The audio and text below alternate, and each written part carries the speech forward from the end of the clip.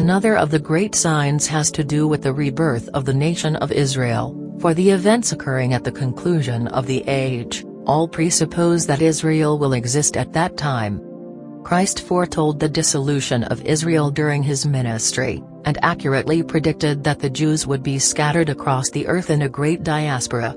He clearly explained that the destruction of the temple would occur at a time subsequent to his crucifixion and resurrection, which of course, initiated the Age of Grace and the Church Age. Jesus prophesied that not one stone would be left standing on another after the temple was destroyed, and he was correct, as the Romans utterly destroyed the temple.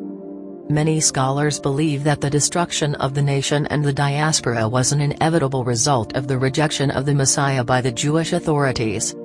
In one passage, Jesus is said to have cursed a fig tree because it contained no fruit, and given the fact that the fig tree has long been associated as a symbol of the Jewish nation, it seems likely that his curse was meant to foreshadow the destruction of the temple and the end of the Jewish nation at that time.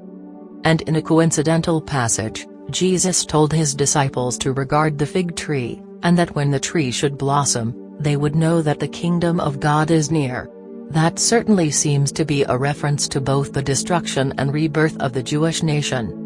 The Bible is very clear that the Jewish people were chosen as a holy nation. Through the ages, Jews have been persecuted throughout the world, and it certainly seems obvious to us that much of this persecution must be demonically inspired, for otherwise, what is the reason for the persecution? We believe that this persecution is nothing less than a revolt against God. This and all revolts against God are doomed to failure. While it is sad to contemplate, we question whether there would today be a nation of Israel without the terrible events of World War II, and the Holocaust. For one thing, those events compelled the journey of many Jews back to the Holy Land.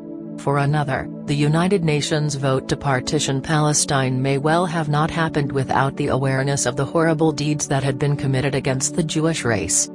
It should be noted that the persecutors of the Jews, and the perpetrators of the Holocaust, were themselves utterly destroyed, as will be the fate for all that commit such acts against God's chosen people.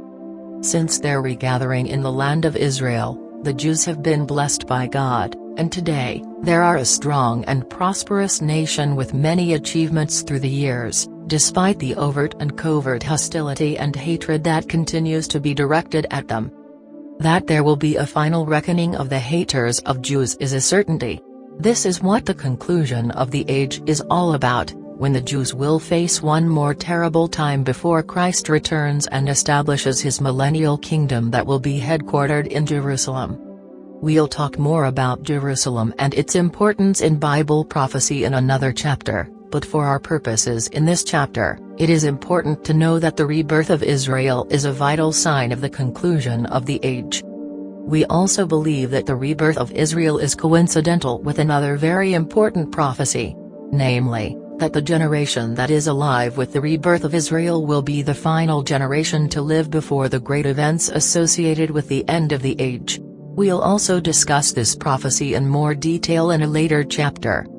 Today, both the nation of Israel and the believing Christian Church are under assault from the forces of darkness.